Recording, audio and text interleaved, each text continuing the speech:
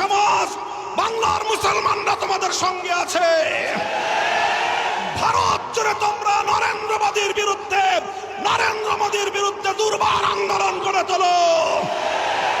প্রয়োজনে আমরা দিল্লি অভিমুখে লং মার্চ করব।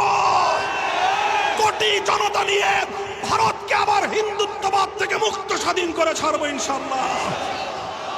প্রয়োজনে বাংলাদেশের সীমান্তবর্তী অঞ্চলগুলোতে ভারতের মুসলমানরা যদি নরেন্দ্র মোদীর বিরুদ্ধে কোনো কার্যক্রম গ্রহণ করে, বাংলাদেশের মুসলমানরা সীমান্তবর্তী এলাকাগুলোতে ভারত বিরোধী প্রতিবাদী কর্মসূচি পালন করবে ইনশাআল্লাহ।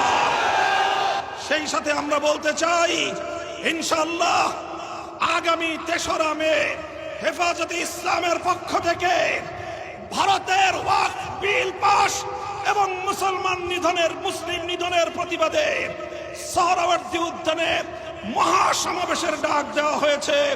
বাংলাদেশ খেলাফত মজলিস হেফাজতে ইসলাম বাংলাদেশের সেই মহাসমাবেশের সাথে সম্পূর্ণ একাত্মতা পোষণ করে মহাসমাবেশ বাস্তবায়ন করার জন্য নেতা কর্মীদেরকে রাজপথে নেমে আসার উদাত্ত আহ্বান জানাচ্ছে।